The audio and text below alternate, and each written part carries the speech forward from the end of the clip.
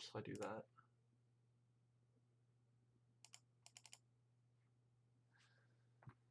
There we go. Cool. And now it's up. Sweet. So now I just gotta wait for the chat to kick in. There we go. So how's it going, everyone? That's at least in the chat, hopefully. So, obviously, Captain Whitehall, you guys see my ugly face all the time. Got Private White or Chandler with us. So, start off.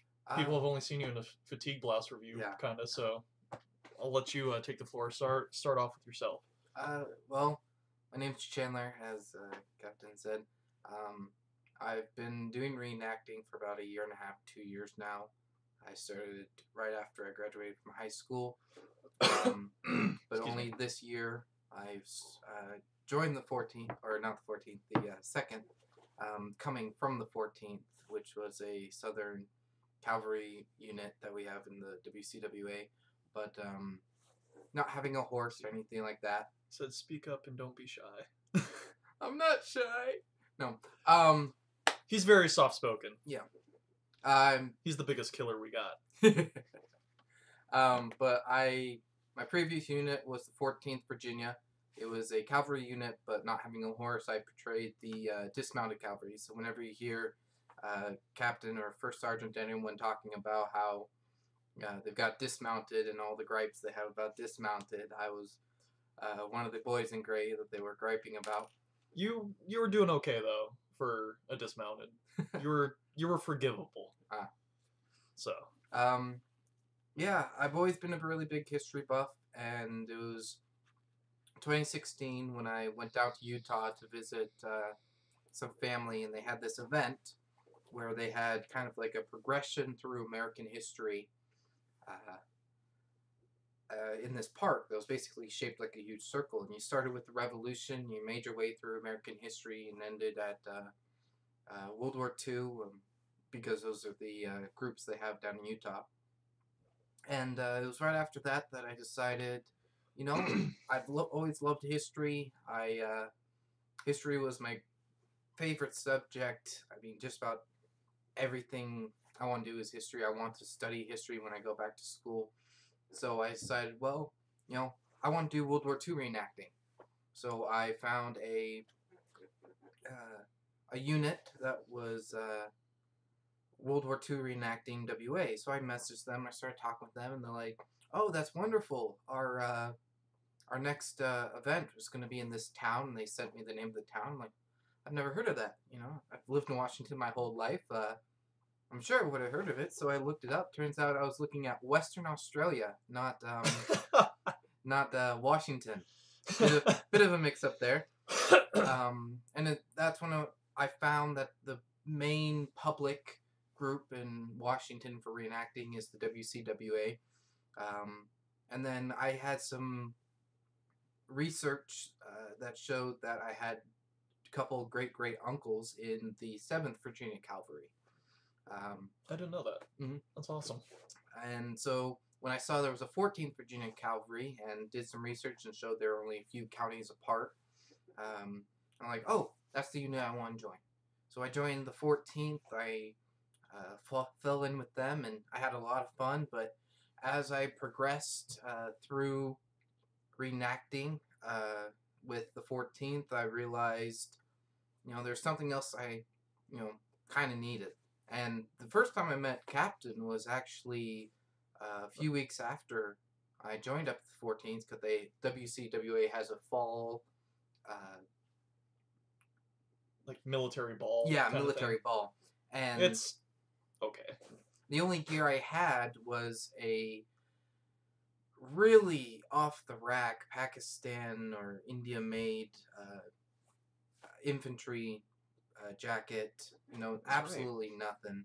And so I put out a message on the websites for one of the Facebook pages saying, hey, I need a pair of sky blue trousers and some cavalry boots. Is anyone willing to sell? Captain Whitehall has some that he was willing to sell, and so he comes over to my house with with one of The other members, Corporal Hardway. with Corporal Hardway, and he shows me the boots and the pants and all good. And I look over at Corporal Hardway, and I see a gun in her hand. Now I'm at home by myself, and I'm like, oh crap, what did I just get myself into? And they're like, oh no, no, no, we're taking this over to another person's house and selling it to them. Private cook. Now knowing that it was a Remington model revolver, I can look back at it and laugh.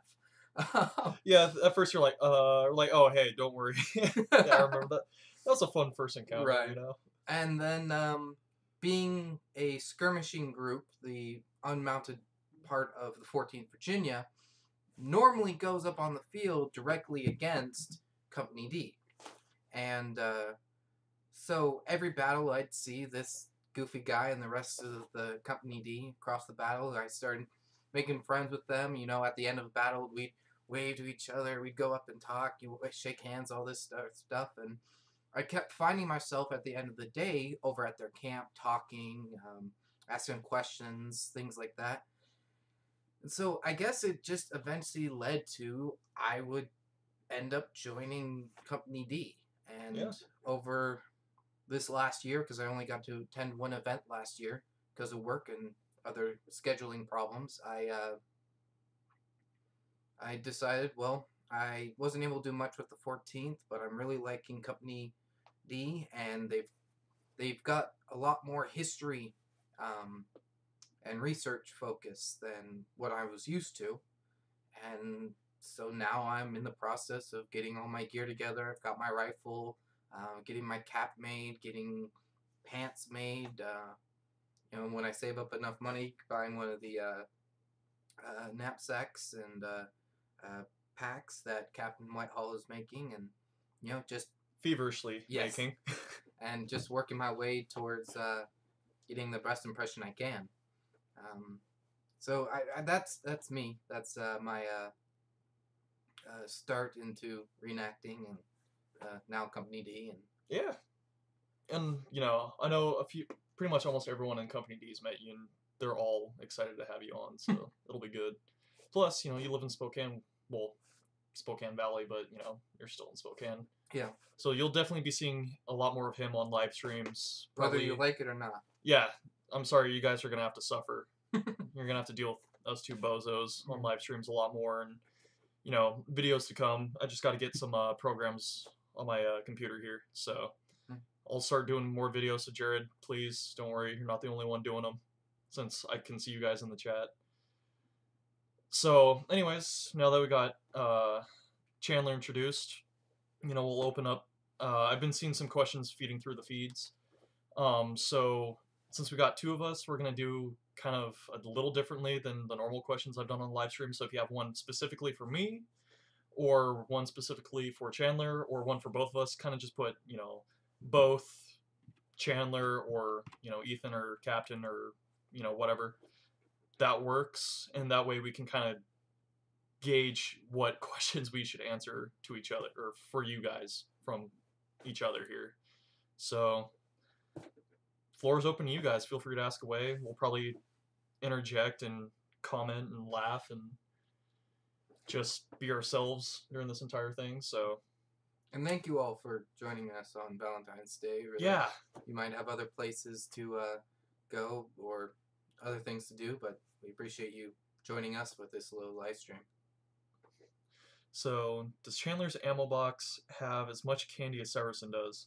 Actually, at the moment, I don't have an ammo box like you've seen in some of the other videos, like Severson has. Hint, hint, Jared. Yes, very, very big hint. That's one of the things I'm going to be getting. I'm going to be buying from First Sergeant. But more than likely, I've got a big sweet tooth. I was just eating a piece of candy, as probably most of you guys saw. So yeah, I'll probably have a lot of candy. I'll try and find things that are a bit more easy to hide, as you know, something they would have had back then, and then whatever isn't, like very modern candy, like Jolly Ranchers or things like that, will probably just be in my kidney pocket. It's the best way to do it. Mm-hmm. See, oh, I didn't see Shane's on this. How's it going, Shane? And hi, Amelia. How's it going? Hopefully Shane's not giving you too much trouble. So I'll let you answer this first. Is for both of us, how do we see the hobby changing? So from your aspect, since you've been in it a shorter period of time than I have. I think there's going to be a definite split, or a larger split than what we can see now, with the price of things going up, but a lot more people doing their own, making jackets, making a whole bunch of equipment. I think, especially with the numbers of public showing up for reenactments reduced. Bye, James. At least, for the WCWA, there'll either have to be a very large marketing campaign to get more people to show up, or else it's just going to have to eventually lead to more and more private events, because the cost of getting things brought in, like porta potties, parking, all that is going water, wood, hay. It's just going to become too much for an organized group to be able to do unless we can get our name out there, get more people interested in coming, get schools involved, things like that. And that's going to also pertain to when these events take place, because we're all people too, so we can't all take, Wednesday through Sunday off, so that we can have schools come in. As much as we would love to do it. Right. But, it's going to be really hard to get schools to get their kids to come in on a Saturday or a Sunday to come out and see a bunch of people shoot at each other with black powder. Yeah. Yeah. And Shane, I mean, I know you've heard how I see the hobby changing probably plenty of times, but it's still always a valid question. And I mean, honestly, for me, from starting back in, God, what, 2007, 2008 to now, 11 years later. Yeah, 2008. Math is hard sometimes. Excuse me. I've definitely seen a shift, especially in recent years, of like Chandler was saying, switching to private events. A lot of state parks, at least here in the Pacific Northwest, are kind of limiting events being held, so it's moved to private land. But I've also noticed the authentic side of things have really taken off. Chandler started out as a farb and dismounted cav, and now he's got himself, the right kind of trousers for like a Berdan impression. He's got a Wamba sack coat. He's getting a really well-made forage cap. And I've noticed more and more people, kind of as the old breed of reenactor, your 40, 50, 60, some of your 70-year-olds are getting out of the hobby, and the newer bloods coming in, they have a lot more access to, the internet and, the big names that are out there more, like Wamba, Kerry Davison, LD Hanning, things like that. So I've definitely seen more of a shift towards the authentic side and kind of taking things more seriously and not it just being a bunch of, yokels out in the field shooting at each other. One side's blue, one side's gray. Right. So that's at least how I see it. So we got to get caught up in the chat here. Holy crap. Frank J, for me, did I start out in the sharpshooters or infantry? Been with the sharpshooters the entire time. So 11 years, started off as a private fuzzy. So, and just work your way up. Let's show that one. Oh, we got a lot here. Oh, Necco wafers. Ooh. If you want to do period candy, or I saw Werther's original also in there. Captain Whitehall, dude, I am so glad we were. Oh, Jesse, you're absolutely welcome for the new friends. They're pretty good people. I like to keep them around. Candy Boy, Private Severson, or I Am Fire Dog.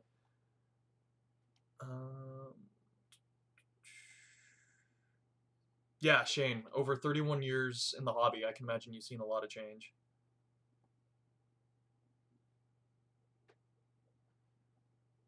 Yeah, and Jared brings up a very good point. With our organization, the WCWA, they particularly like to stick to the Eastern Theater, Army of the Potomac. All your big battles that everyone loves to read about, but they kind of shun the Western Theater or Trans-Mississippi. I mean, like a Battle of Gloria at a pass at like Union Gap or something would be fantastic because it's a pass through giant hills. Right. That'd be a lot of fun. But yeah, that's a very good point. There's not really many immersive opportunities, which there is something coming down the road, I believe, for the Cheney event over Memorial Day. That would be fun. So that'll be a lot of fun. I'm dropping thumbtacks like crazy. Well, we're getting somewhat caught up. Mm-hmm. Tell Severson that I wanted to torture me. Alright, Meme Goblin. That's, interesting.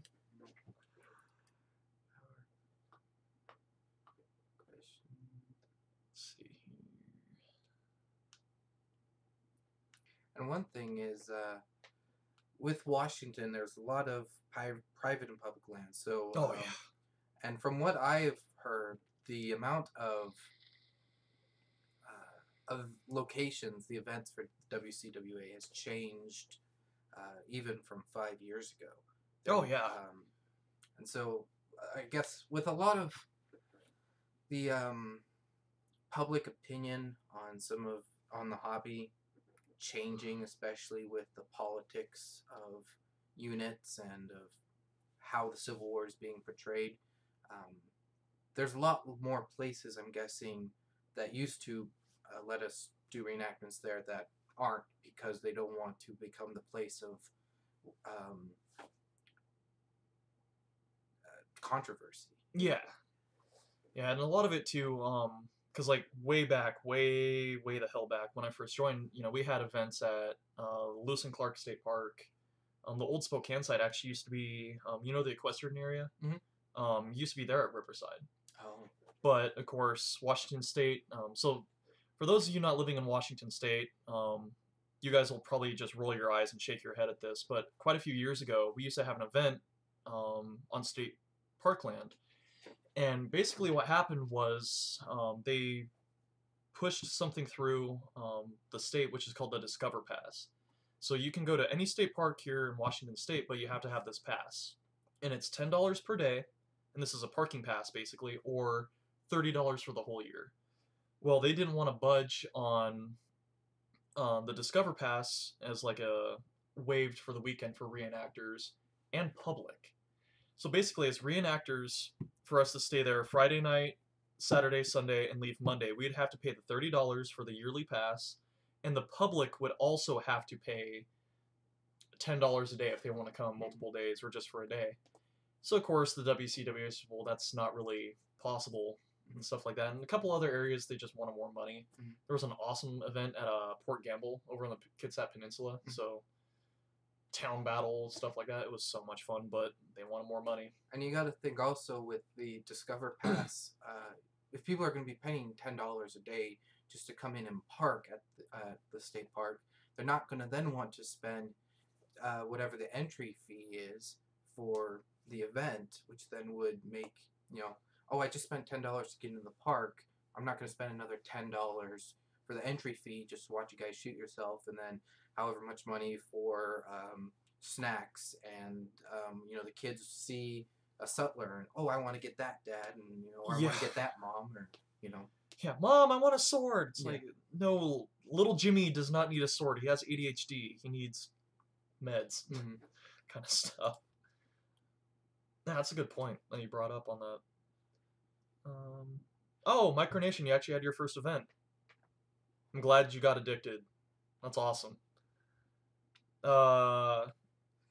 So Matt, the leather dye that I made, could it be used on brogans? Absolutely. It dyes leather black. Last I checked, brogans are leather and typically black. Unless I'm really weirdly colorblind. But yes, they should work. If you do use it on brogans, though, make sure you heavily oil your brogans, because leather dye dries out leather like no other. It is insane. Hey, Jesse, Ethan, and this is for Sergeant. Main spring break. Oh, cool. Yeah.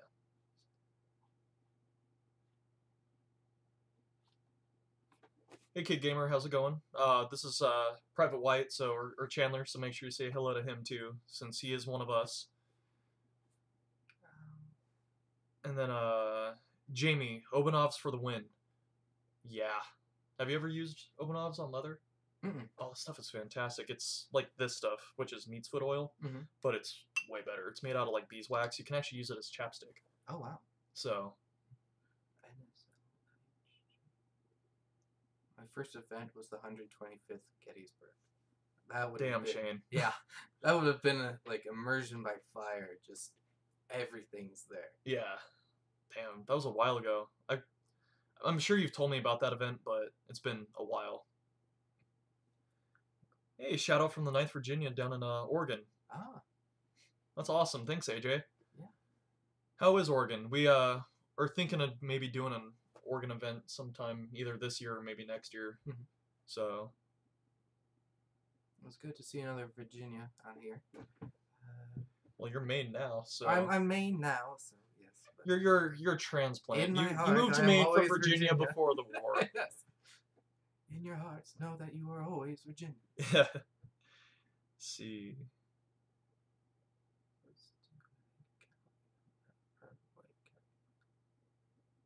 Oh yeah, so we have Private White, Captain Whitehall. Mm-hmm. We're probably gonna have Private Whitehall because my sibling is coming back into it. Oh, that's cool. So that'll be a real kick-ass time. And then we have 2 Ethans, me and our bugler now. That skirmish line's gonna get so damn confusing. Just go by numbers. Last names. Right. Let's see. Oh yeah, Jared's comment. Oh yeah. So glad we finally stole Chandler. Yeah, and sure, you have no idea what you're getting yourself into. Yes, Whenever yes. you've come into camp in the past, we've been toning it down. Yes. So- I'm excited. I'm excited. You're gonna fit in just fine, so. Let's see here. Yeah, 1988. Wow, 100 more men than Pickett did on Pickett's charge. Jeez. That's impressive. See, last year at the only event I was able to make it to here in Spokane, they decided to do something different from the previous year, where they would do mini versions of famous events from Yeah. battles. And previous to that, it was, from what I had seen, they had the commanders go out. They kind of had an idea of who they wanted to win or have an advantage or do certain things, but then they let the commanders, the units, Just wing it. yeah, really. just wing it. Yeah, But last just year, unscripted kind of thing. but last year at Spokane, it was mostly, a tiny battle of Little Bighorn, or not Bighorn. Please forgive Little me. Round Top. Little Round Top. There Thank we you. go. Please forgive me. I have memory issues. But then they also did a small version of Pickett's Charge, which when you've got a field smaller than the size of a football field, Yeah. and you're trying to do Pickett's Charge, which was over a mile long, just to get from the woods to the earth and stoneworks. Yeah. It really just kind of takes away from it, especially when you don't have nearly as many people Or cannons. or you know, cannons as you should, and so you had the choice of either dying at the beginning, middle, or end of the field, and it just kind of really took away from it. It was like, it was hokey. yeah, it Yeah. was short too, and people who paying to come in and see, they're not wanting a 15-second, skirmish, Yeah. basically. Yeah, and that's always kind of been an issue. I prefer the more unscripted, kind of tactical ones. Those are way much more fun. A lot of shenanigans happens with that. I remember. Yeah, it was because you were at Chehalis one Yes. year, weren't you? Yes. And it was completely unscripted, and we got thrown out into a skirmish line, and these guys come to answer the call, the 14th Virginia, and little did they know that we had another half of our company just waiting in Yes. the grass and just That boop right up on your flank. And was it Williams, Lieutenant Williams? no, it was his son. Oh, okay, It was, yeah.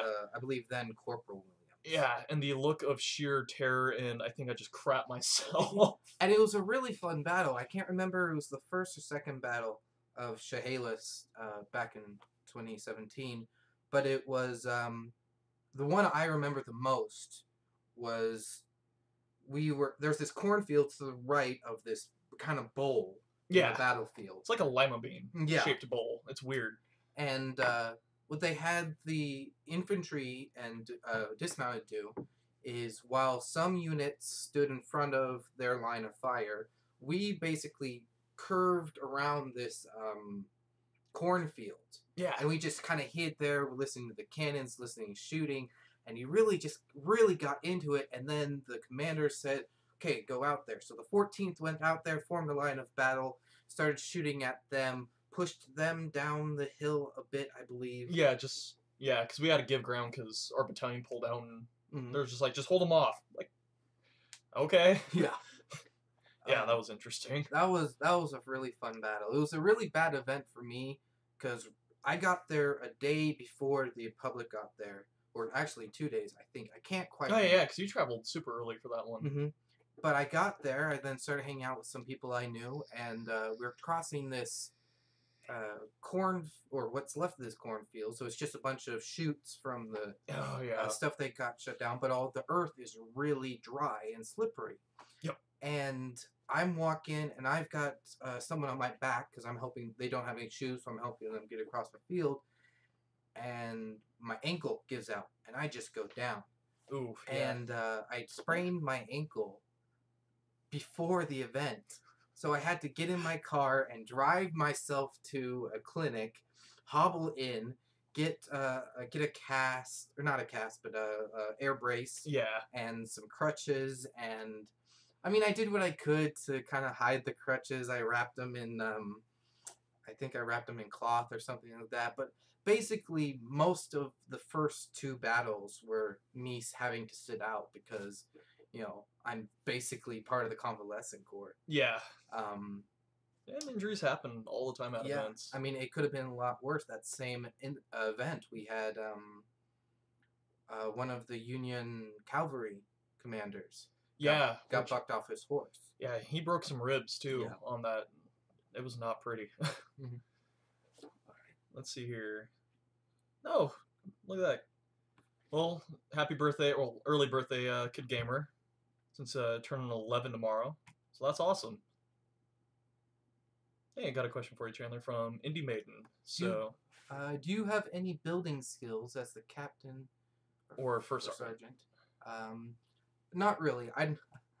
My skills are in research, reading, stuff like that. And while first sergeant is able to portray a carpenter, do woodwork, captain can do cobbling, leatherwork. I haven't found that niche yet for my impression. It'll take time. Definitely need to get your feet under you first in the company. Find something that not only the public can enjoy, or I can do a presentation, but also is useful for the unit. So, and so right now, the only thing I can really do is research, and so that's what I've been trying to do. We'll get you hooked up with a private solderling, because he's a fanatic about research. Ooh.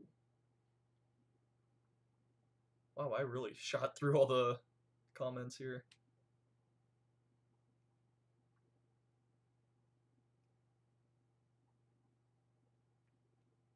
Sorry guys, I went to scroll through the chat and we just shot past everyone. Like a tactical. Oh, talk about the unscripted stuff like that. Chocolate cake before working too hard.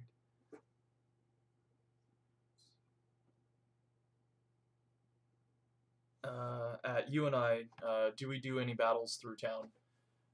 Not really. Yeah. The only one we had was Port Gamble, Jamie, and that event hasn't been around since 2011. So we used to, though.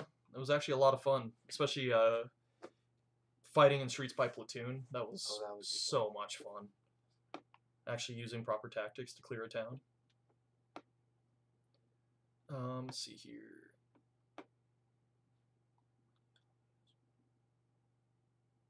Oh yeah, 2015 at Chehalis, we did the surrender of Appomattox. Oh, fun. Yeah, good memory, AJ. I can't remember exactly when that event was, but that sounds about right.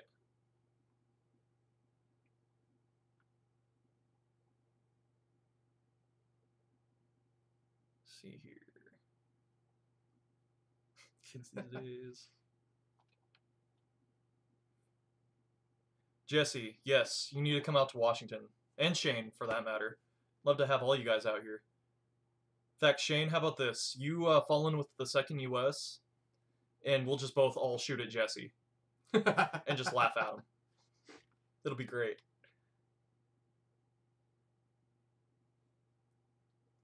Whoa, Jesus. Oh yeah, what Indy was saying about the Dunker Church in the cornfield with Chehalis. Mm-hmm. Yeah, definitely. I think we've actually done Antietam, or portrayed Antietam at Chehalis, because that grass is super tall. So tall.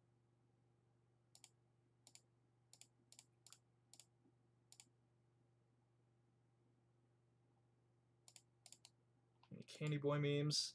Yeah, no Candy Boy memes yet, unfortunately. Chandler, how far into the Sharpshooter Bible have you gotten? I actually haven't gotten too far. How about this? You can start tonight. Right. So, Berdan's U.S. Sharpshooters, the Army of Potomac. From what I've heard, is a wonderful book. It's on my Amazon checkout list. Just waiting for this next paycheck to come through so I can get all my pay and buying all my stuff, because this next paycheck's going to help me take care of that.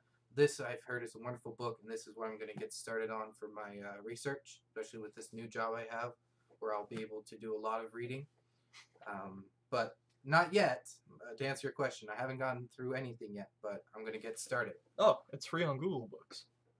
Google Books. Oh. There you go. Save some money. Guy frozen to death, watching windshield, negative 22, got drunk, went to sleep at night. Whoa. Yeah. It's been 100 and... Holy crap. 150... How many years? Oh, what? 1861, so 100... I don't know, I'm terrible at math sometimes, and today's definitely not one of those days where I'm... It's been over 150 years, and people are still dying from the Civil War. So Shane, really interesting story, definitely something to keep an eye on. Don't sleep naked around the campfire. That's what I'm collecting from that. Don't sleep naked around the campfire. Oh, well, there goes my Saturday night habits. Yeah. It's going to really ruin the events.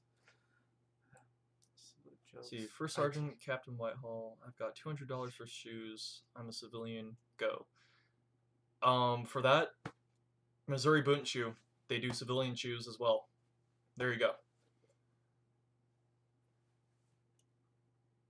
Yeah, around 155. Yeah. So. Still.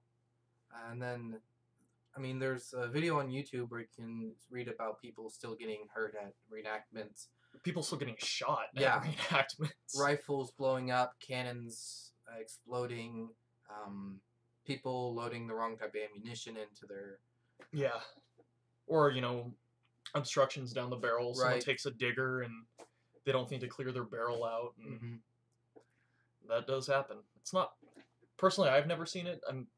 The closest I've seen to that at an event was we were down in Oregon. This was my first year. And one of the guys in the unit, who's no longer in the unit, he bought a rifle. I think it was like a little Hawken or maybe a Zouave, something like that. And we go to just clear it. This is on a Friday night, so we go to clear it, put a cap on it, hold it above the grass, see the little grass move like that, and boom! And there's a crater about that big, about a little bigger than a softball on the ground. It just goes, holy shit! They're like, you good? And he's like, and that, kids, is why you cap off your rifles before you shoot them at people. So that could have been really bad. There's always room for error. There's always been human errors as far as humans have gone back. So please be safe at events. Yeah. For everyone's personal well-being, Place to get a nice Springfield. Gunbroker? Yeah, Gunbroker, absolutely. That's the first place I'd check. Lodgewood Manufacturing is also a good one. Dixie Gun Works. SNS Firearms is also really good, solid place to take a look. And it's always good to keep looking back, because through the places you've already checked. I mean, the rifle I have now, I had seen it, and Captain had actually shown me it a few months before I bought it, and I didn't decide to go with it simply because it was a bit too expensive and it looked a bit beat up. You know, it had some things that I wasn't really comfortable with, seeing how the first rifle I ever bought in reenacting, I paid for it, I prepaid for it through someone in the WCWA, and so when the event finally came around where I could pick up the it was a Sharps carbine, I got it, I went back over to my camp, I dropped the breech, I looked through the barrel, and I couldn't see anything. The entire barrel was filled with gunk, and we were able to clean it out, and In then fact, I remember you came over here. Yes. Can you help me? Yes, yes. That's all you said. Can you help me? You just held it out like, Right. fix my dog. Right. And they started giving me crap about how the Sharps carbine felt like a little toy compared to It feels like a toy. the Sharps rifle. It is such a toy. And one of the issues is just upkeep. The rifle had gunk in the breech. It had issues with the block. And that's one of the reasons when I sold it to someone else, was because I started having issues with the block again. We had just cleaned it out before the event, and now it was already having issues, and the spring to hold the breech up had fallen out, and so I just got rid of it. So I was worried about buying a rifle secondhand. But I bought it a few months later, brought it over to Captain, and he basically made it this beautiful, wonderful thing that it is I have now. It was pretty easy to clean up too. It wasn't too bad, just a few little rust spots here and there, but nothing, a little bit of flits and. So when you're looking for rifles, always look back at things you've already seen. The prices might have gotten better. You know, there's always deals. You know, these places are always having amazing sales. Yeah. So it's just keeping up with the checking. Keeping up with looking through. And a big one too is ask reenactors getting out of the hobby. I know someone who I'm friends with on Facebook. He snagged a '63 Richmond with a gun sock, a bayonet scabbard, and I think a sling for like $350. Jeez. Which is normally that's like a that $900 to $1,000 just all in one package for $350. It's like if I could find Sharps rifles for $350, I'm over the moon. And there's always people leaving the hobby. You've got people who just can't afford it anymore. People who've lost their interest. People who want to go portray a new event. People who want to go do a different like era. You know. People who are moving and they don't have reenactment groups where they're going. Yep. Sometimes, you know, getting married, having kids, I gotta have gotta have the money. You know, that does happen. And then eventually they get back into it. It's like, yeah, I really didn't need to sell any of that stuff. But then they usually upgrade their kit anyways, right. So it's not like too bad of a thing. And I've got a coworker that I used to work with who used to do reenactments, and he in fact was an extra when they made Gettysburg. He then really?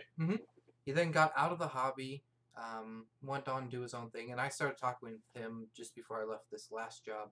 And I was talking with him about how I do Civil War reenacting. He's like, "Oh, that's awesome! I used to do it." And he told me all these stories about that's cool. Sam Elliott coming to his their camp the night they were doing shooting, and just talking with them, and how he would drive in on his motorcycle to shooting and all this other stuff. That is so cool. And he told me the next day, yeah, I went home, I pulled out all my Civil War stuff. Some of it doesn't fit. I'm going to get some new stuff. And my wife's already like, why'd you get that stuff out again? So I'm actually trying to convince him to come join the second, or at least the WCWA, because, getting people to come join the hobby, getting people to come enter into this weird little niche we have is... this gaggle. Yeah, this little gaggle of people. But, it's always amazing, when people leave, what they're willing to part with. Yeah. And for what prices. Let's see here. Mustang, what's going on? Say good evening to Private White. Nice to meet you. Oh, Shane, yeah, good question. The rifle's hard to clean. You want to grab my sharps real quick, right over there? So Shane, since I actually have a sharps handy, so this is how much cleaning goes into a sharp. So you got to clean the barrel. Obviously, got to clean your lock plate, but then you also have to take your breech block out. So you got to boil this guy, and no, this isn't dirty. This is just grease on it. So then you got to boil this in hot water. You have to take out your clean out screw, the nipple, and the little front flash channel on it. Not sure if this is showing up too well. And of course the video feed's delayed. So once you get all this cleaned out, pipe cleaners, dental picks. I mean, you've been around us cleaning sharps. You see how much insanity goes into it. So you really got to really take care of this part, because this is the heart of a sharps rifle. So once all that's clean, you punch out your bore, you swab it through, dry it out, grease it, oil it, bore butter, and then you got to clean out your receiver. And it's some of our former videos about the sharps. Try not to dome you with this either. Is your floating chamber sleeve, which is kind of a mark of pride for us in the company who still have the floating chamber sleeve, because it just shows we really take care of our rifles. So, Shane, time-wise, 45 minutes to an hour, just depending. I think the fastest I've cleaned a sharp, though, like speed cleaning, was like 15 minutes. But it's because we're about to get dumped on by a lot of rain, and I think that was the quickest I've ever fully cleaned a sharps rifle. It was clean. It worked the very next day, but I had to pump that thing through like crazy. And you gotta be careful at events watching your rifle. There was a time I remember at Union Gap, I cleaned my carbine. I had gotten it all ready. I put it in my tent. I then went out. It was after the first battle of the day. I went out, hung out with friends, talked to the public before afternoon battle. When I got back to my tent, there was just surface rust all over it because of the humidity that we have up here inside the tents. Yeah, that's why I always say, not only just to those in Company D, but every reenactor, oil the outside of your barrel. Oil everything. The wood, take your forestock off, or, if you have a full stock rifle like a Springfield or an Enfield, pop the barrel out, oil underneath, because that's where I see a lot of rust on reproduction rifles and hands of reenactors, is on the underbarrel. And it's kind of terrifying to see how much rust. See, Private White, tell him to go clean the company latrines. Oh, as a private, if the captain tells me, or no, the first sergeant tells me to do it, I'm going to go do it. Pretty much. But considering at events we only have honey buckets, I'm not dealing with that. Oh, why not? Just jump on in. Yeah. Your uniform looks a lot bluer than it normally is. We just need to actually have slit trenches and proper latrines at events. That'd be so much disgusting, hardcore awesomeness. Would you rather have a Henry? Henry repeater. So, would you rather have a Henry repeater over a Sharps, or just? Well, I guess there's a pros and cons to that, because it might be a bit easier to get blanks, or at least to refill blanks, but it also, you lose the range. That's a very true point. Also, Henry's going to be very, very late war. Yeah. If at all. I don't know what units would have had a Henry. 7th Illinois, the 66th Illinois, also known as Burge's Western Sharpshooters, had them. I mean, there are a lot of records of a lot of repeaters being used, especially over in the Texas area. One of the really interesting battles to read about is when a northern unit armed completely with not Sharps, but Spencers. There was Spencers, and it might have been Henry's. My memory eludes me, But basically, they went through this town and cleared out their southern unit, you know, because they had enough ammunition in one rifle compared to an entire, you know. Let alone the rate of fire. Yes. I mean, even with the sharps of 10 rounds a minute, man, it's insane. And there's amazing documentation of the pouches they use for their ammunition because it comes in a tube. Yeah. So they had to make these pouches to hold the ammunition, basically where you had a whole bunch of tubes, and they kind of look like a Civil War version of, jeez. It's like a Pez dispenser almost for rifles. Yeah. Let's see. Ooh! Jared bought a fencing bayonet. Oh my god. We're going to try and remake him a little bit and see what we can do. Let's see. Oh, hey! What's going on, Caleb? Miss you, man. Need to come back home.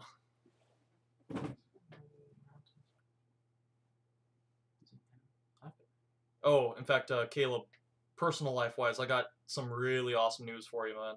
You're going to freak out when I send you some pictures.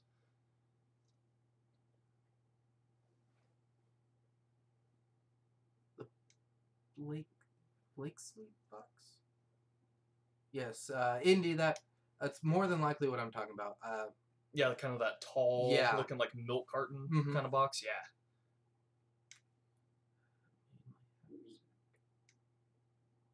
Let's see here. Oh, Gamer Kid, your mom made your haversack. That's awesome. Oh yeah. Yeah, haversacks are fun to make. Not the tarred ones, just the cloth ones. I made a couple when I first started reenacting, just to try and sew something. They look like absolute garbage, but you know, whatever. Any thoughts? Wood stove in my civilian wall tech. So the stove pipe has to be farb for safety. Jamie, it really depends more on like the organization you belong to. You know, if they have like safety distances between fires and canvas, because you know, canvas is a natural cotton material. Cotton definitely burns. You know, depending if you're under an organization for Civil War reenacting, I would definitely check that out. You know, they may allow it, they may not, because it's semi-contained. You may have to have a spark arrestor in the very top of your stovepipe. Personally, I've never seen it done. All the stoves I've seen have been out and away from tents. The club we belong to here in Washington is 6 feet of any open fire from canvas. So yours may be different, you know, something like that. And if you're just doing the stovepipe itself to like be something you see from the outside, see if you can find any pictures of, you know, if they would have some sort of protective barrier around the canvas, like to prevent the heat from getting straight to the from the pipe into the the tent. Yeah, some kind of fireproof like grommet or neck in it. Mine and my grandpa's wall tent we use for hunting. You know, it's definitely modern. You know, it's steel framed on the inside, and but it has a stove pipe hole in it, and it's just like that, some fireproof material, and it's really nice, but not exactly period accurate, you know. Make a video how to make a haversack. Might be able to do something like that. Maybe just a cloth haversack, nothing tarred until I can get some more tarred material. Downside is, you know, tarring kind of works when there's no humidity. And as we were walking in to the house here, it was snowing pretty hard, so I don't think people I live with, my roommates, would really appreciate you know, tarred material all over the carpet and stuff like that. So electric coffee makers. what? Why? Yeah. Cup and a bayonet. Yeah. It's not that hard. Kenneth, you're always gonna have folks. I mean, I'm guilty of it. You're always gonna have folks bring modern stuff into their tent.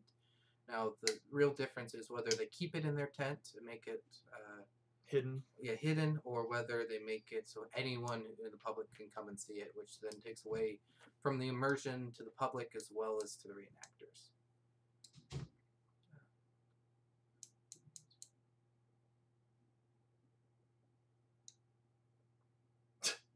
Your spark arrest, Jamie. Your spark arrestor is farb AF. Yeah, most of them are. I'm sure you can find some fairly decent ones, or maybe even find a good like tinsmith or metal worker in your area. They might be able to make something a little more accurate.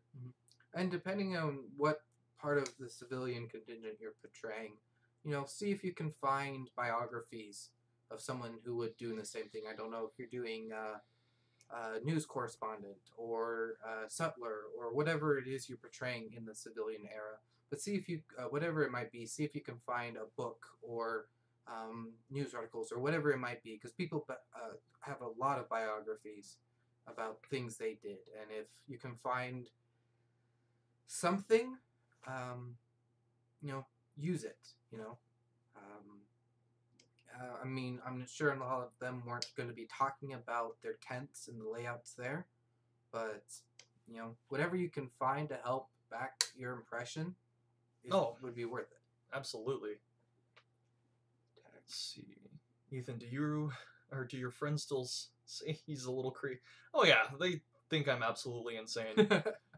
But they put up with me, so I guess that's a good sign. Oh, I didn't see Dean's. How's it going, Dean?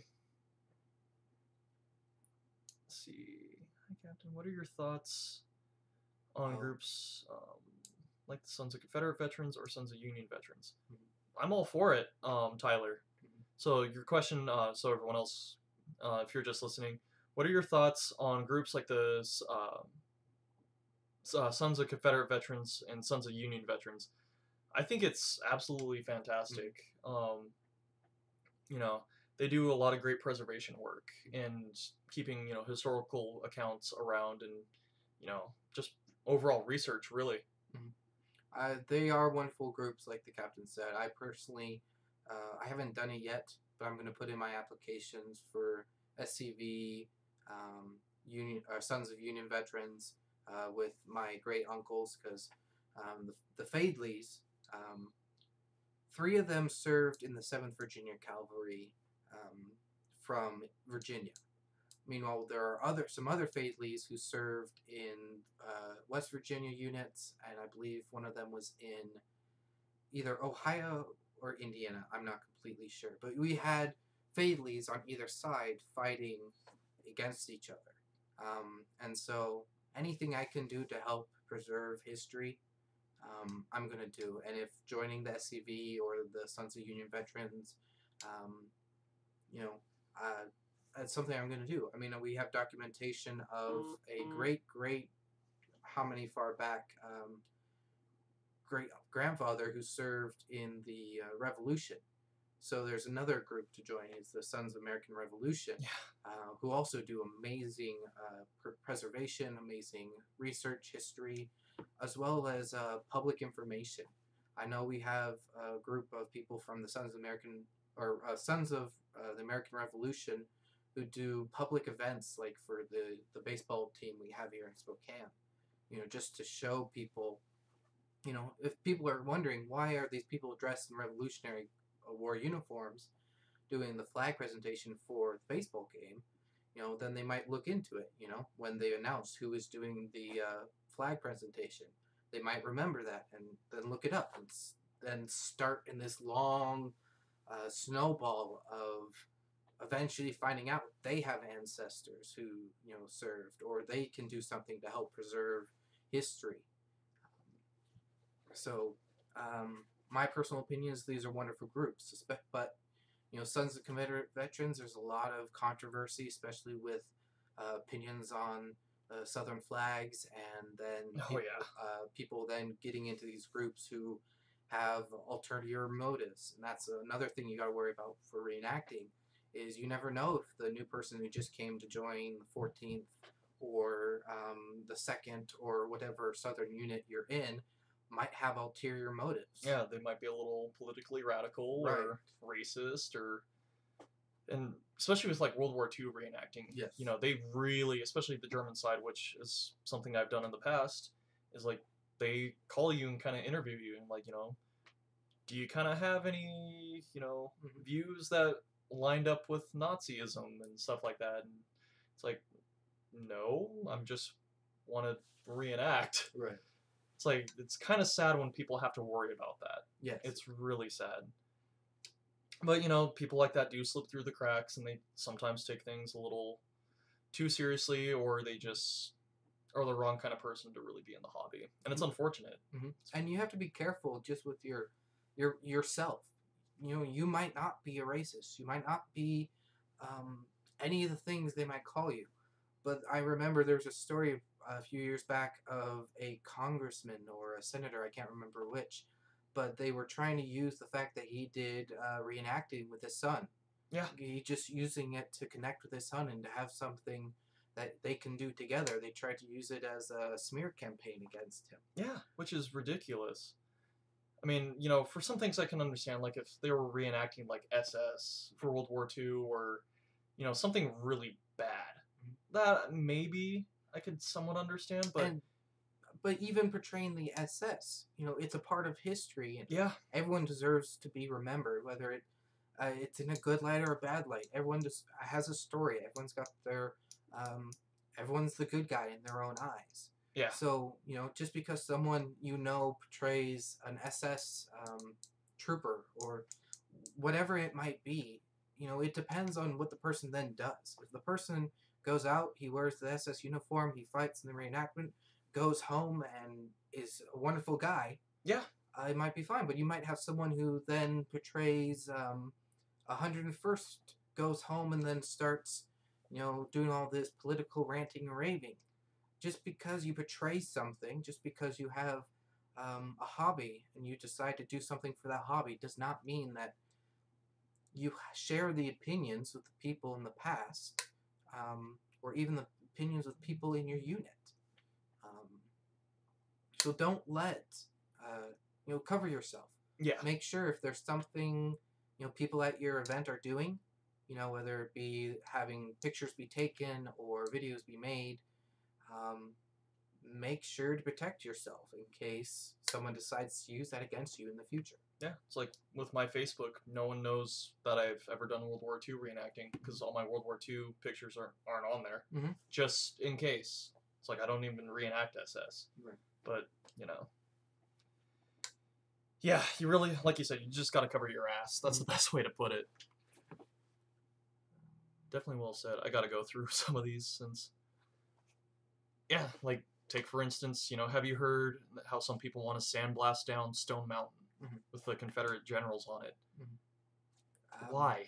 You know? It's history.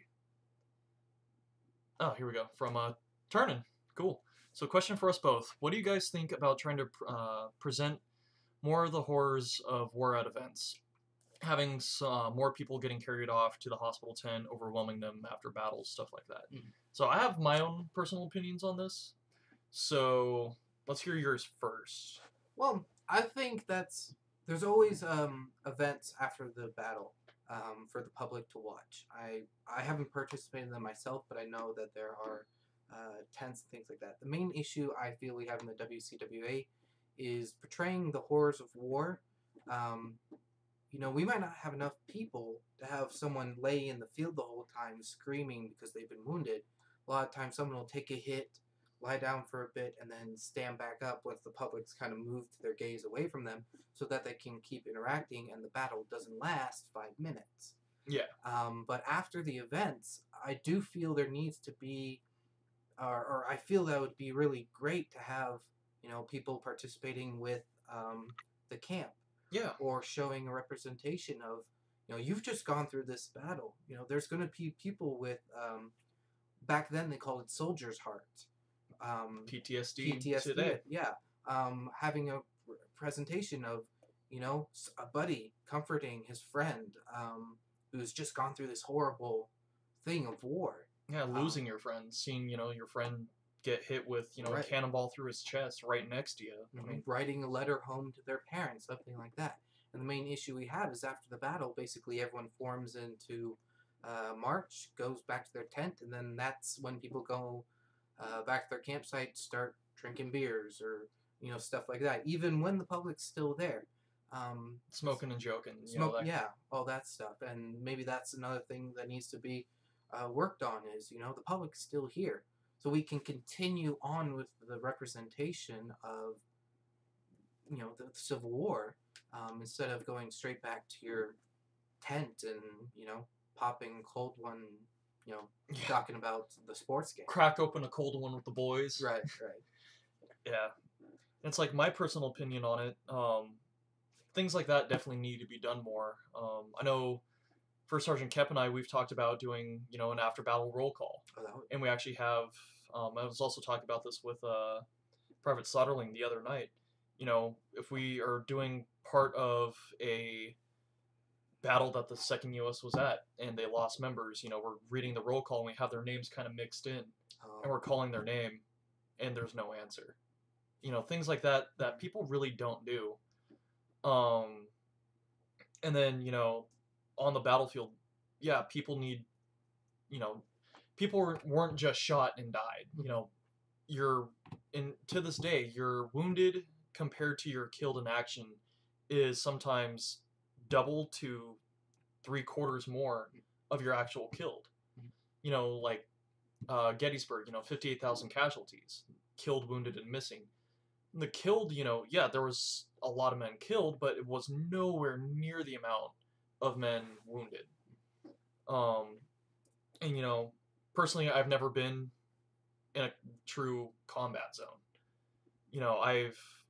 But speaking plenty of times with my grandpa, who served in Vietnam, he's, and also with, more recent combat vets of like Iraq, Afghanistan, they even say they're like, you really don't want to show that. Like, what we do is enough. You can't recreate the smell. You can't recreate someone having their guts spilling out in front of them, blood pouring out from everywhere. We can try and present how battles were fought, and to an extent of how people were killed and wounded to an extent, but you can't really do it without actually killing people or severely, for lack of a better term, and for those who are little kids, as my grandpa put it, fucking people up. Because really, I mean, that's what would happen with people, is they would be maimed for life. And there's been some small things at events, mostly the people screaming that have done it in the past year. Happened once. My grandpa kind of had a little bit of a Vietnam flashback. And he's like, he kind of walked away and went up to the guy who was actually in our unit. He's like, hey, kind of took me back for a sec.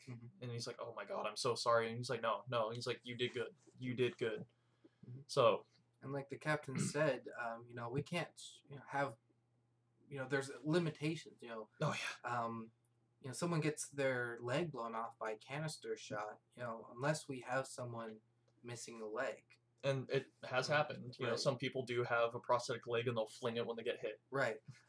But if you don't have the ability to portray that, it might just look hokey, and then you're just doing more of a disservice and a somewhat of a disrespect to those who went through that if you're just walking around hobbling on one leg with the other one behind your back or whatever, and so portraying the horrors of war,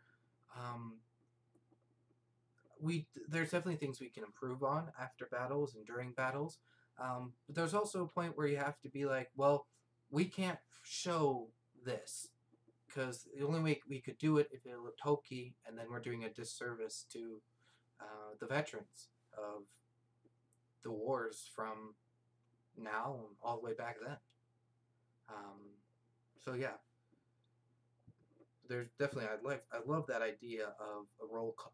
Oh yeah, I've seen it done at some events, and some videos of people putting up their past event, what their company did. It is the coolest thing ever, but also kind of almost hits home too when you really think about it. Like, oh, they're listing off the names of people that actually never got to go home. Yeah,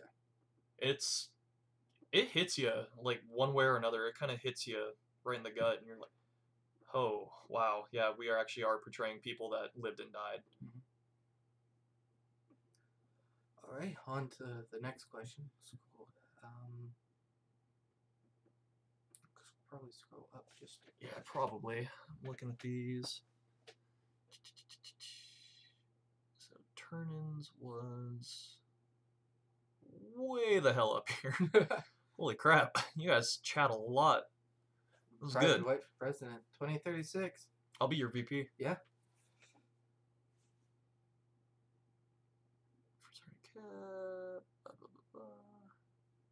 Dean, the second US, we're doing good. We're growing like crazy. We might be able to field 20 on the field, which is insane to think about. Yeah. A lot of screaming, casualties.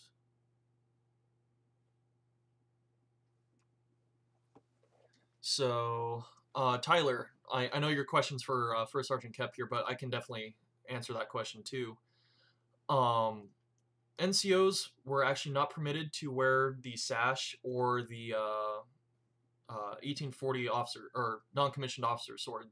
That was more for second sergeants and first sergeants and sergeant majors. You might see some weird photographs every now and then of maybe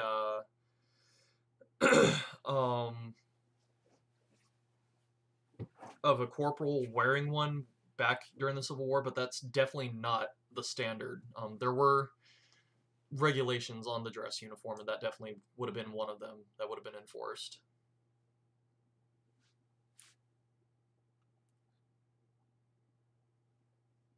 Yeah, and Turnin also made a very good point of, you know, it looks more putting on a play than something from history. All right, we'll just drill and dying for a morning. You're shot in the leg. My leg! Stay. Which, you know, one of those really funny stories of, like, past reenactments was at a World War II one, and there was, like, this little knoll, and with the German side, 2 guys got hit from either side, and they're laying there on the ground, and you hear, Otto, mein Fuß, which is, you know, my foot, and you hear, Klaus, mein Kopf, just my head, and, you know, they're just going back and forth, just, like, listing off what's been shot. You hear, mein Arschen, which is my ass. I'm laying there dead, like, oh my god, what the hell is going on here? I think they named every body part that they could have been hit, and it was hilarious. My NASA! It's like, oh my god, you guys, you're having too much fun with this. See, voting for Private White for president, and you too, Captain. Excellent. Oh man. And when I first started talking with Captain over Facebook, I'd seen that he had done World War II reenacting. Yeah. And he sent me a link to the unit that he did reenacting for World War II with. And they had this amazing bit where, you know, to help with the immersion and help with the authenticity, they had little things from back then that, you know, soldiers' jokes that they would tell. Like, there's this wonderful one about 2 soldiers are eating some food and like, oh, I wonder what this is, you know. And so he's like, one of them's like, whoa, my uncle is he's a scientist. I'll send him a sample of the food, and he'll come back with the results of what it is.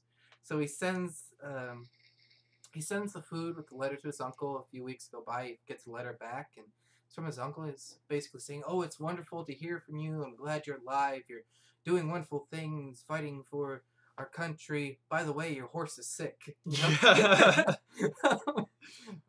You know, just things like that. You know, that. You know, if you can find, like, in these books, you know, things that soldiers said, jokes that they told, things that they did, you know. Like, there's, in one of the videos talking about ammo boxes or ammo crates, he's like, draw a checkerboard up on top, play checkers. And, I mean, that's a wonderful thing, because, you know, when the monotony of between battles, just sitting around, you've already got your uniforms clean, you've already got all the details taken care of, and you're just waiting, instead of, you know, talking, where eventually modernisms can slip in and people would overhear you talking about, you know, the baseball game or plasma cannons or the newest video games, you know, kind of take their focus away from that. You know, or they see, oh, soldiers playing checkers or doing things from back then, like this game I just read about where you've got a mumbly peg. Yeah. Where you've got a little peg on the ground, and you've got your knife, and you've got different ways you've got to get the knife closest to the peg. Grab your ear and flip it this way, Right. and vice versa. Yeah. And just things that the public wouldn't even think about, and that even us as reenactors, people with amazing amounts of research under their belt, find something out about, but they don't implement it because they think, well, this isn't directly have to do with this type of research I'm doing about brogans or caps or things like that, but that we could portray in events to add some authenticity. Yeah. Even now in 2019. Yeah, absolutely. Hey Ethan, have you ever think about World War I reenacting? Yeah. Yes. I have a 1903 Springfield that never left the hands of the United States Marine Corps. Yeah, I want to portray a World War I devil dog. Like, absolutely. Stocking up coffee, portraying fills and portraying effect. That's actually a really good Jamie question. Or really good question, Jamie. Wow. English is really hard for me today. Holy crap. So, stocking up on coffee and portraying a civilian, trading it for tobacco. I don't see why not. I'm more than positive it would have happened. So, I don't see that being too far from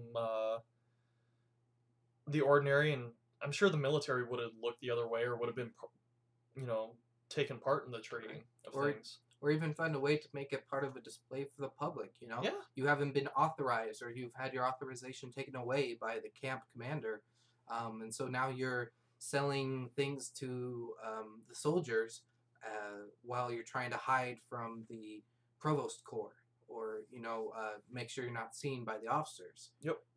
Just something that when the public's walking by, that you can kind of make sure they hear, or they kind of get an idea of what's going on, to add a little bit more than just people walking through. Okay, there's another canvas tent. There's another guy dying from heat stroke in a wool uniform. Things like that. Oh, look, there's another guy whose pants ripped, like the other guy, right. like the other guy in that camp wearing green pants, Severson. Hey, Chandler, do you want some lathes turned checkers? I made a set and don't. Oh, yes, First Sergeant, though, that would be awesome. Hell yeah, I'll play checkers with you. I'll get in contact with you, and we'll talk about that. Also, the ammo crate, and some other things I saw that you guys are planning that I kind of want to put a pre-order in on, for the. I mean, you do like tent stakes, You'll be kicking money his way. Yes. Before too long. See, Kid Gamer, is it weird that I practice drills with my 20 gauge in my house? No, I do the same thing. So long as you make sure your 20 gauge is unloaded, the last thing you want to do is to adjust your rifle and send a hail of shot through your window or through your wall. Yeah. I mean, you think that's weird? My roommates have seen me take my cleaning supplies and a rifle in with a towel over my shoulder and the shower running. I have cleaned this very rifle in the shower while I've been showering. It's not that weird, trust me, if you're drilling inside your house. Tyler J, I'm not comfortable taking my apart my lock plate when cleaning my musket. Do you think taking it off and wiping the insides down with a cloth has Hoppy's number 9? Oh, Hoppy's number 9. Absolutely. Love that stuff. Is a good way to clean it every now and then without... Yeah, absolutely. Once you wipe your lock plate down, though, Tyler, with the Hoppy's number 9, make sure you remove the excess and oil the hell out of it. And then wipe off the excess oil, but leave a very thin layer. You don't want rust build up on your lock internals. That is... just... yeah. Your carbine had rust on the lock internals, didn't it? Yeah. Make sure you take care of your lock plate just as much. Maybe one day, since Tyler, I believe you do reenact here in Washington, come on over to the 2nd U.S. camp. I have all the vices and stuff for mainsprings. I'd be happy to fully take it apart for you and really treat it really well for you. And reading in the back to games and things to do, I see First Sergeant talking about and Turnin talking about card games. That would be another cool thing to do. Learn what type of poker and what type of things they did back then, and then play a game of poker. No stakes for you guys because the currency you're using is old currency or whatever you might use, but then turn it into this Add big some thing immersion to it, you know? Oh, I think you're cheating, and then all this stuff. That did actually happen once at an event down in Fort Stevens. This Zouave, when they had a Zouave unit down there, and some other guy from a different company, they broke out their ground cloth and they're playing cards, and I mean it was kind of planned between them. One of them would be cheating, and one guy just jumped over, and like, they're legit. Like, you thought like, oh, he's just punching the ground next to him. Like, no, they're legitimately punching each other in the face and like putting each other in chokeholds and like wrestling around on the ground. Like, everyone got around, like some were chanting, New York, New York, while other ones like Zoo, Zoo. Just whoever wanted whoever to win. So that'd be actually a lot of fun to do.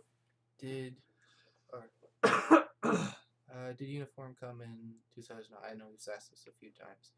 And Jared got to it, the too big, too small, but generally it was 4 sizes: size 1, 2, 3, and 4.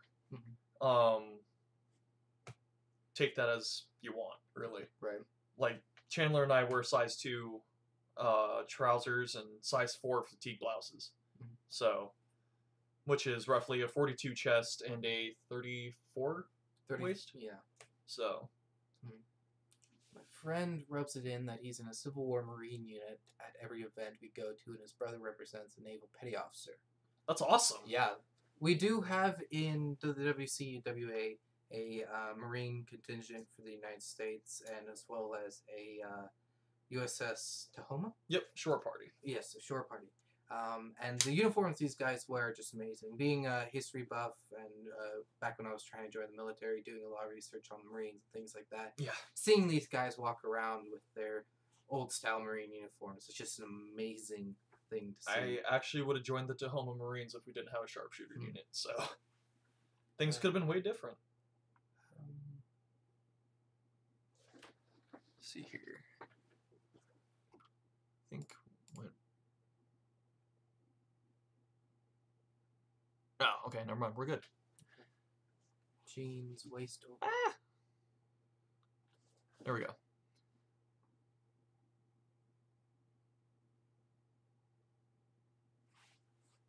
Let's see.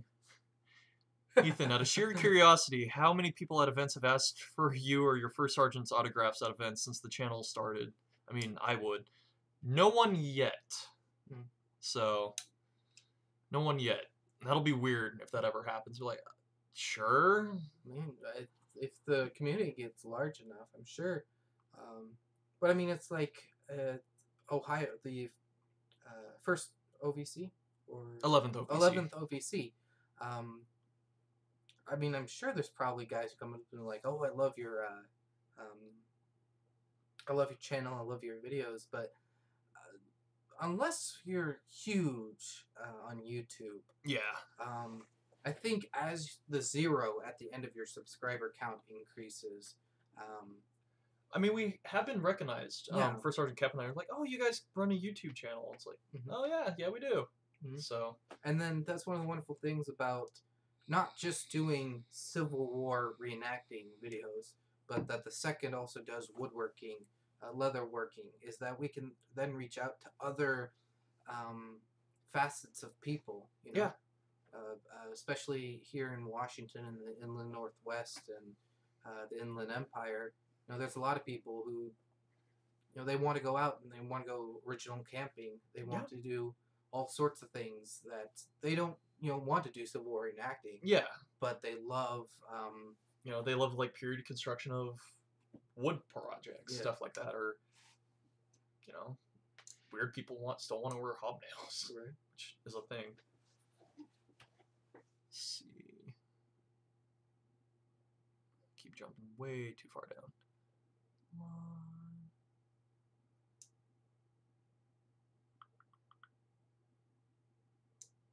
Why is there virtually no Civil War Marine units? They're very far and few in between. We have a very good one here in Washington State. Honestly, though, I think it's just because the Marines really weren't used all that much besides being on ships and the few short landings that they did, like at Fort Fisher. I mean, yes, they were at First Bull Run, but that's because they really needed the manpower on the field at the time. But I think that's honestly why. Not many people have period-correct warships just floating around on the oceans. And we don't do a lot of events right on the Columbia River, which would be the only place we could really house a original 3-mast frigate or whatever it might be. But one of the things is, like he was saying, there wasn't a lot of Civil War engagements.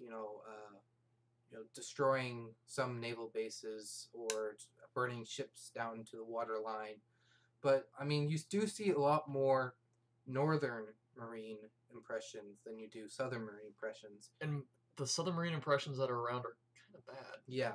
And unfortunately, a lot of the things with Southern Marines, you see any documentation, they did a lot more shipboarding, but also artillery. Yeah. And even then, historically, there was only a few thousand. Yeah. Southern Marines. There were not many of them, Mm-hmm. and they mostly were. Excuse me. Most of them were just uniformed, mostly, like most of the standard Confederates. Like they had their regulations, but it's the Confederate Army. They kind of had to go with what they could get. And then in modern days, mostly you just see folks wearing essentially what's the United States Marine uniform, but with a gray frock coat instead of the blue, white trousers and stuff like that.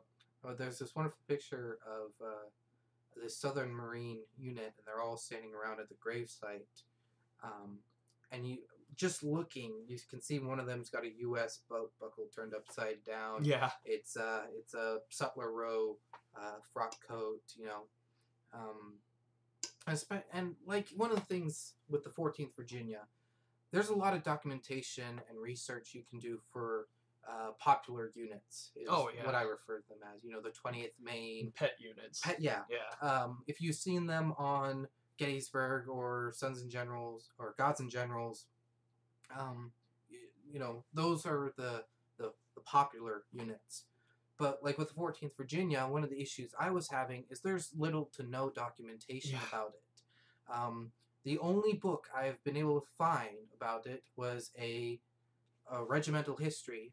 If you do research Southern units from Virginia, a lot of them, it's the little gray book that has the seal of Virginia on it. And basically it's the official regimental history.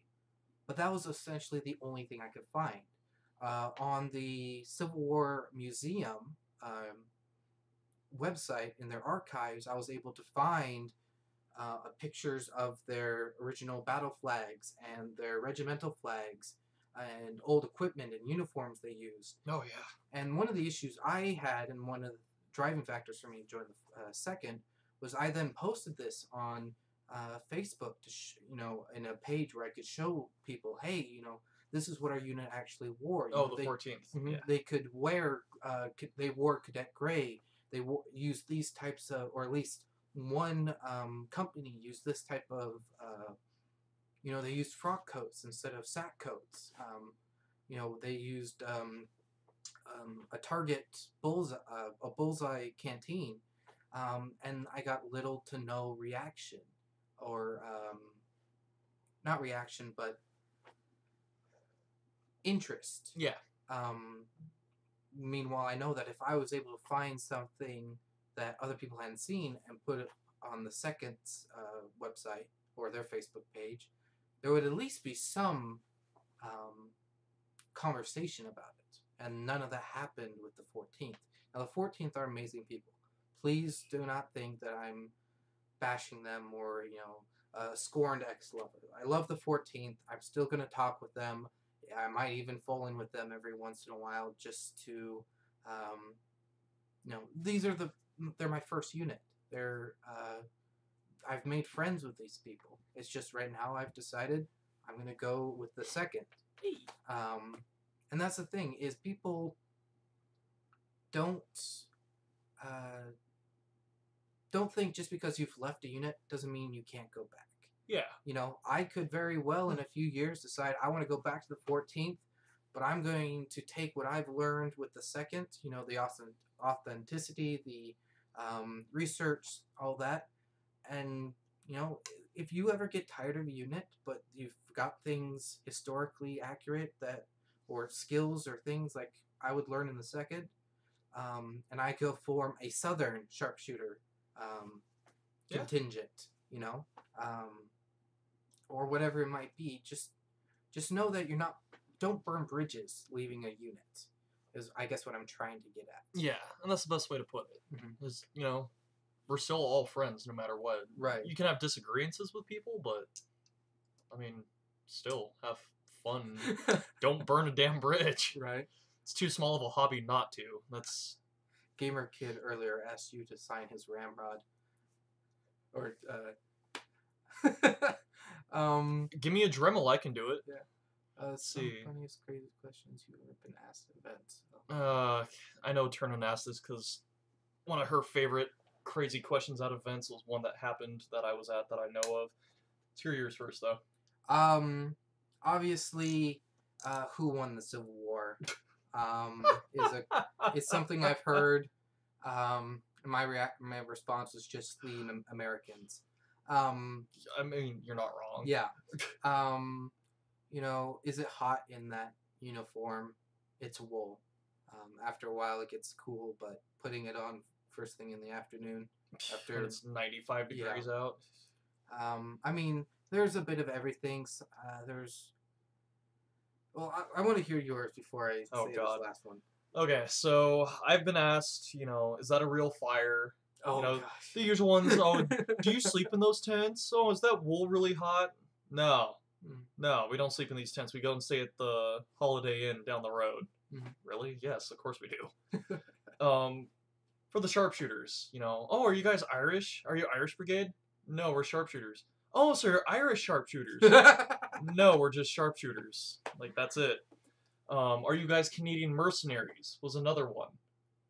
Huh. Yeah. I think that my all-time favorite was one of our members who she left the hobby, is now living down in Arizona. She had her infant daughter in her arms. Oh, gosh.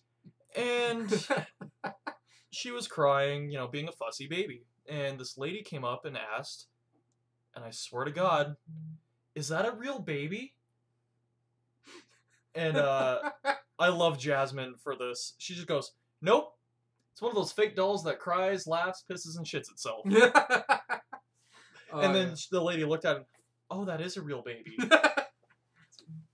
Wow. So what was one of my favorites is, do you guys shoot real ammunition? Oh, yeah. And I don't know where I heard this response from, but I love it. And it was, if you ever get asked, you know, do you guys shoot real ammunition? Just say, well, yeah, of course. But the issue is we had a lot more people yesterday than we did today. You should have been there. It was absolutely amazing. There's like 500 of us out there, and we're all that's left today. You know, the things people will ask. And I know I've gone and asked stupid questions at events or, you know, things like that. And it's kind of when you come up to finally ask the question, your brain goes out the window. Yeah. But there are some people who honestly do not know which side won the Civil War. Or, you know, I don't know why they would think it was a fake fire. Maybe it's one of those pop-up fires you get from Cabela's. Or the witchcraft that is the Amish non-plug-in, non-burning fire. Things still freak me out. It's 3D printed, you see, but it's still a bit warm. Sons and Generals was a great movie. Yes, it was. Let's see. Turning my bayonet into a javelin when a person walks through the tents. Yeah. Yeah. Like Jared said, don't get him started. I mean, honestly, I'm the same way. Let's see. Howdy, I reenact Kentucky and Virginia for the 29th Virginia. I was at a reenactment with a Confederate company wearing all kilts, and all of them had sharps. Any guess on what they were portraying? The pipe dream that they had that night? Yeah. Rod Allen, please. I would love to know the answer to what unit they were portraying. That'd be great. Maybe in a alternate history where the 69th New York moved to Virginia. That's the only thing I can think. Yep, don't burn bridges and old units, and even units you're not even a member of. Hmm. Yep, bad perception really makes. Yeah, impression is everything, especially with us. Like, we are all fairly good at reading people and the sharpshooters. It's like, if we know someone's not going to fit in, we're like, nah, like, hey, 3rd Michigan can use some people, you know, stuff like that. And sometimes it can get to the point where if you piss off enough people, they'll just kick you out of the club. Yeah. I know my first event, or not event, but thing I went to was a meeting for the WCWA. And one of the things that was brought up, whether someone was going to be allowed to come back into... Oh, the Strand situation. And so, you know, you got to be careful. You know, just like with anything, whether it be work or school, you know, don't piss off the wrong people. You know, if you think you know someone, you want to make a joke, you know, ask yourself, you know, how's this person going to react to that joke? Or how's this person going to react to me doing this? And that goes with anything in life. Just ask yourself again. But yeah, if you piss off too many people, or you get someone hurt, or something like that, you can get kicked out of a club. Yeah. And if you live in Washington, like we do, and the nearest club is then going to be Oregon, word about you is probably going to get to Oregon. Yeah. And you don't, then where else can you go? Maybe California, but are you really going to drive all the way down to California? No. For an event once a month? God, no. Mm-hmm. Let's see here. Irish sharpshooters. They need to make a movie with Ethan as one of the lead roles. Jesse, no, they don't. No, they don't. This is about sharpshooters, then maybe we'll talk. For everybody, say your biggest farbisms. Mine. All right, what's your sin? Mine is probably when I was back in the 14th was the inside of my tent. I had Cabela's cot. I had actually no, I take that back. The inside of my tent was fine because the outside I would keep closed. So inside my tent I didn't really worry about. It was my uniform. My uniform was my biggest farb. Being in 14th Virginia, I had a gray sack coat with epaulets on the shoulders, epaulets on the sides for the belt, and yellow piping, not complete face, but yellow piping along it, around the edges of the collar, the epaulets, and the side epaulets. And you could see the yellow from across the field. I had this cap. It was some sort of forged cap hybrid that I bought from CNC Sutler. Oh, that's just a farb sin in its own. Yeah. And it was the brim was improperly cut. The top didn't sit right. And then I had these sky blue trousers I bought from Ethan. And knee-high, or they're knee-high to me. I'm a short guy. I'm 5'5", so any boots are knee-high to me. But I see pictures of myself on the battlefield at some of these events, and I'm like, I do not like the way my uniform looks. It looks farby, you know. And some of the issue is the blue that some southern units would have gotten. It was not royal blue. I can't remember the exact name of it. It's called like Richmond blue or something like that. I believe that's what, like, Richmond blue trousers. It was They were. It's like that blue. Yeah, they were kind of like a grayish I'm not blue. sure if that's gonna really show up too well, but They were like a grayish blue, and the research I've read about them is a lot of them were brought over from France or England. Yep. Which a lot of things were. Yeah, the English arming cloth, right? Stuff like that. But the thing is, hardly anyone makes them. Yeah. Hardly anyone makes that color, and hardly anyone, even the big settlers or retailers, don't sell that color. And that's about the time I was thinking about joining the second. Yeah. So if I'm going to spend $500,